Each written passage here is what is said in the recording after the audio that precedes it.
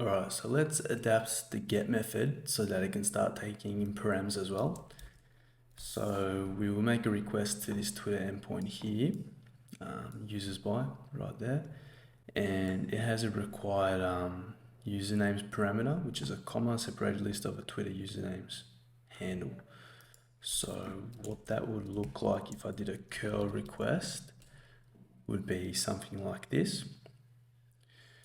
So it gives you information regarding each user.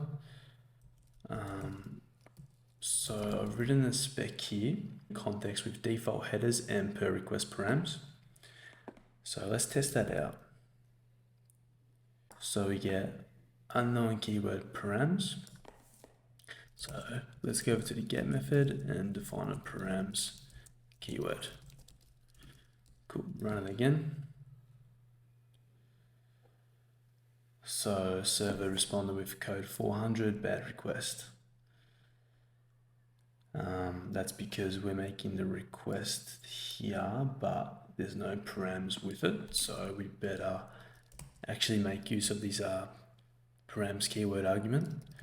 And by doing that, httparty takes in this query and you can pass the params. It's a little confusing. I feel like this should be renamed to params, but you can kind of think of query and params as interchangeable. So let's try that out again. And there we go. So if we did go to the console here, if we initialize a Twitter instance, and then we make this request, we get the same thing as the curl request before. So we can do response data dot map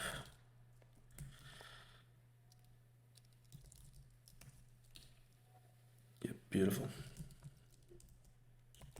Let's start implementing post request method as well. So create a Twitter client, and then on the tweets path, we'll post a body with a text of string that is create tweet via Twitter API. So first what we can do is copy this existing get method, and we'll just change this to post.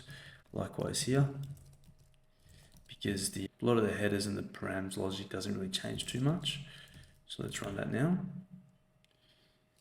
And we get unknown keyword body. So let's pass the body keyword argument as well. Body. Okay. Run it again. Server responded with code 400. There's probably a couple of reasons why we're getting that. One of those is that we have to merge in headers of the content type application JSON, like this. And I'll just put these on a different line for readability. Cool. Let's try again. And we still get a server responded 400. And I think that is because we have to convert the body to JSON as well. So let's run it again. And that worked. So if I go to my Twitter profile now and refresh, I can see, yeah, the tweet's been created. Let's say I want to delete a tweet now. So what you can do is you call the tweets path and you pass it a tweet ID and you call delete on it. Right, so what we can do here is I've written a spec for that. But what we're going to do is create a tweet first, and from that I'm going to grab the tweet ID to delete from the response, and then I'll pass it through to the tweets path and then calling delete. The reason I did that is because like say I delete the tweet and then in the future I test it again, that tweet might not exist anymore. So this is like a better way just to future-proof your specs. So let's go ahead and do that. I'll just copy this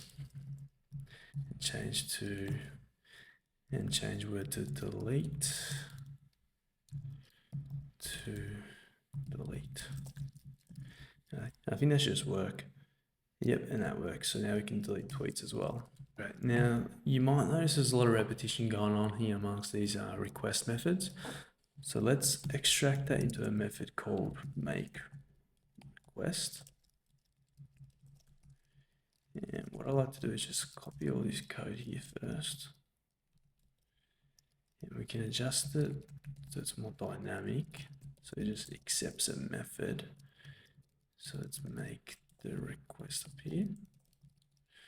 They can delete headers, params, and body, right? So we can get rid of this, change that to a post, and we can do the exact same thing here as well. Change it to a get, except in this case we don't need the body. Don't forget to pass these arguments in here as well. We've got method now. We've got headers, params, and body. And I think that's much cleaner now, much more readable. Beautiful. All right, let's also add patch support for our blanket library. An example I use is updating a GitHub repository, specifically the description of a repository, which can be done by passing in bodies with a description. So at the moment, I just got this random repository I had. Let's change this description via patch request. So what we can do, I've got a spec here as well. So yeah, just initialize the GitHub client and pass it a body with description. So it shouldn't be too difficult. We can just copy this and change to patch.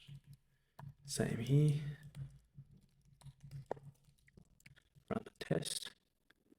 Great, that works. And then for visual proof, we'll just go here, refresh it, and we can see create description via GitHub API patch. So that worked well. I hope that can help with understanding how the blanket library is implemented and how Ruby's method missing can be used in a practical way to generate dynamic paths and query parameters.